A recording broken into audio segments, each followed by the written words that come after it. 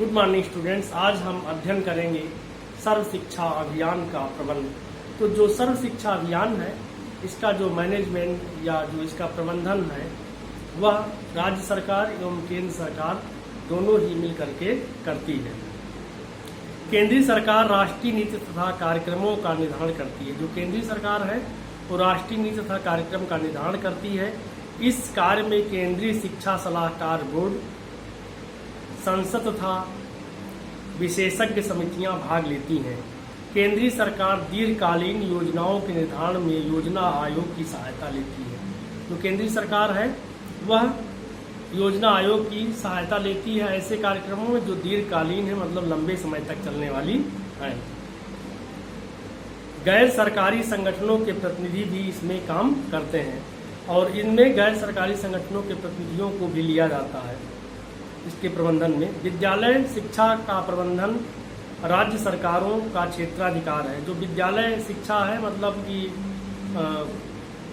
जो विद्यालय शिक्षा है मतलब कि लोअर लेवल का एजुकेशन या प्राइमरी जो या +2 तक का, प्राइमरी और +2 तक का जो एजुकेशन है वह जो है राज्य सरकार का क्षेत्राधिकार है, मतलब राज्य सरकार से विशेष तौर से काम करती है। और जो हायर एजुकेशन है उस पर केंद्र सरकार का है। राज्य सरकारें सशक्त संस्थाओं के माध्यम से, जिनमें विशेषज्ञों, प्रदत्त अधिकारी तथा नागरिक समाज के प्रतिनिधियों का स्थान प्राप्त होता, निर्णय लेती है। जो राज्य सरकारें हैं वह स्वायत्त संस्थाओं मतलब ऑटोनमस जो संस्थाएं हैं या इंस्टीट्यूशंस हैं उनके माध्यम से तथा विशेषज्ञों के माध्यम से अपने कार्य का संपादन करती है। अब जो इसमें चीज़ें हैं उसमें पहला है प्राथमिक शिक्षा के लिए राज्य स्तरीय सोसाइटीज। जो प्राथमिक शिक्षा है उसके लिए राज्य स्तरीय बहुत सारी सोसाइटीज हैं, जैसे डाइट है, इसके अलावा BRC है, CRC है, बहुत सारी चीज़ें हैं जिसको कि हम समझेंगे। ये सोसाइटीज राज्य स्तर पर कार्य करती हैं। इनकी संरचना जिला प्राथमिक शिक्षा कार्यक्रम में निर्धारित नीति के अनुसार निर्धारित की जाती है। ये जो सोसाइटीज हैं ये राज्य स्तर पर काम करती हैं, जैसे आपको मैंने बताया BRC, CRC, डाइट्स और भी जो चीज़ें हैं राज्य सरकार के नियंत्रण में है, इसमें काम करती हैं। और अगला है जिला साक्षरता समितियाँ। जिला साक्षरता समितियाँ भी राज्य सरकार के नियंत्रण में ही काम करती हैं। ये समितियाँ जिला स्तर पर राष्ट्रीय साक्षरता मिशन के अधीन साक्षरता अभियान चलाती हैं। जो जिला साक्षरता अभियान होता है उसे जो है राज्य चलाता है और ये राज्य जो है वो राष्ट्रीय साक्षरता मिशन के अंतर्गत इसे चलाता है। राष्ट्रीय साक्षरता मिशन की स्थापना लोगों को साक्षर बनाने के लिए किया गया था कि अधिक से अधिक लोगों को साक्षर बनाया जाए। इनको साक्षरता तथा अनवरत शिक्षा से संबंधित कार्य करने पड़ते हैं। इनको मतलब लिटरेसी एवं अनवरत शिक्षा मतलब कंटिन्यू एजुकेशन, अनवरत शिक्षा मतलब कंटिन्यू एजुकेशन के लिए कार्य करना पड़ता है। इनको राष्ट्रीय साक्षरता मिशन से वित्त प्राप्त होता है तथा जो राष्ट्रीय साक्षरता मिशन है वह इसे फाइनेंस करता है, इसको वित्त प्रदान करता है। इस प्रकार जो केंद्र सरकार की योजनाएं हैं वे राज्य सरकार अपने माध्यम से इसको क्रियान्वित करती हैं। इसके अलावा ब्लॉक स्तर पर सभी के लिए शिक्षा के प्रबंधन के लिए ब्लॉक समितियां स्थापित की गई हैं। ब्लॉक स्तर पर सभी के लिए एजुकेशन के लिए ब्लॉक स्तर पर शिक्षा समितियां स्थापित की गई हैं। अब हम चर्चा करेंगे सर्व शिक्षा अभियान के उद्देश्य। जो सर्व शिक्षा अभियान है इसको SSA भी कहते हैं, उसके उद्देश्य क्या है उसको हम जानेंगे। तो पहला है शिक्षा का सार्वजनिकरण। शिक्षा का सार्वजनिकरण का मतलब ये है, वैसे तो सार्वजनिकरण का सही में जो अर्थ होता है वह होता है कि सरकार उसको अपने ऊपर ले ले और पूरा कराए, लेकिन आज ये नहीं माना जाता है।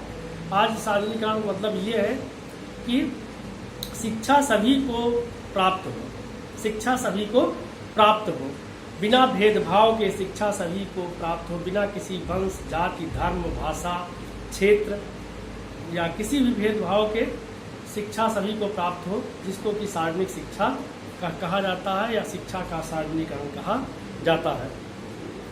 तो इसमें यह भी भारत सरकार की बहुआयामी कार्य योजना है। ये जो शिक्षा का सार्वजनिकरण है ये भारत सरकार का बहुआयामी कार्यक्रम है। ये 2002 में शुरू किया गया था, जिसमें निम्नलिखित प्रावधान किए गए हैं, जिसमें बहुत सारे प्रावधान किए गए हैं।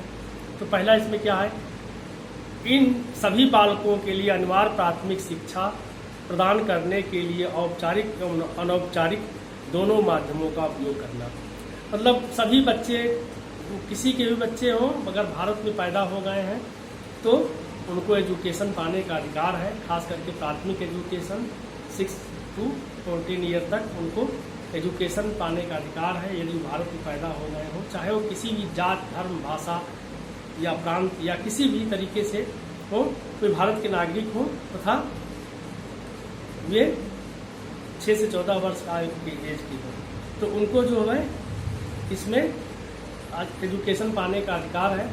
और जो एजेंसियां हैं उनके लिए कार्य करती हैं और उनको प्राथमिक शिक्षा निःशुल्क दिया जाता है। इसके लिए औपचारिक एवं अनौपचारिक दोनों प्रकार की समितियां काम करती हैं। औपचारिक एवं अनौपचारिक दोनों प्रकार की समितियां इसमें काम करती हैं। और इसमें जो दूसरा है, सभी के लिए सार्वभौमिक उपलब्ध कम से कम निम्नतम अधिगम स्तर तक पहुंचना।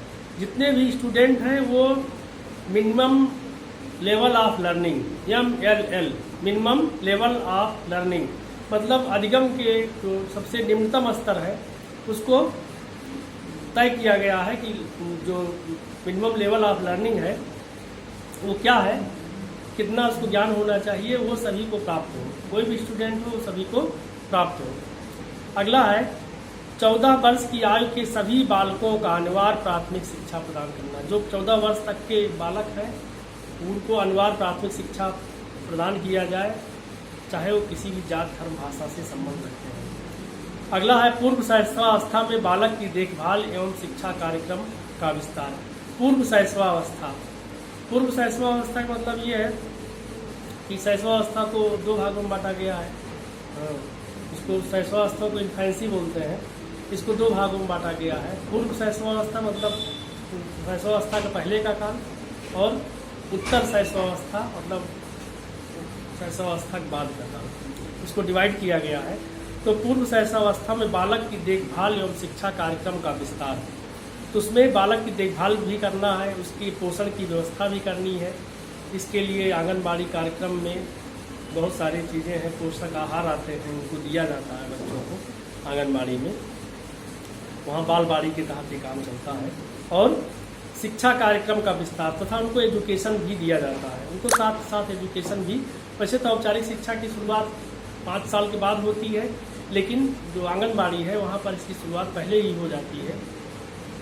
अगला है अवसरों की वृद्धि। अवसरों की वृद्धि मतलब ये है सभी को अवसर मिले, अधिक से अधिक अवसर प्रोवाइड किया जाए लोगों को एजुकेशन प्राप्त करने के लिए, अधिक से अधिक अवसर की प्राप्ति सभी को हो।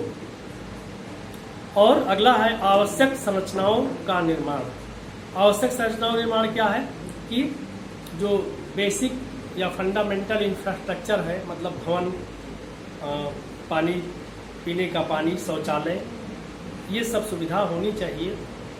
पढ़ने लिखने की सामग्री, ये सब वहाँ व्यवस्था स्कूल में होनी चाहिए, उसका निर्माण किया जाएगा। इसका अगला है निरक्षरता में गंभीर कटौती।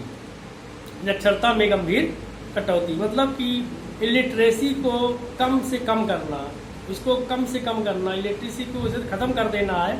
लेकिन अभी तो ये संभव कुछ दिन तक नहीं ख़त्म करना, लेकिन हम इसको कम से कम करेंगे, निरंतर कम करेंगे। तो ये चीज़ें इसमें हैं, ये चीज़ें की गई हैं। आज इतना ही, धन्यवाद।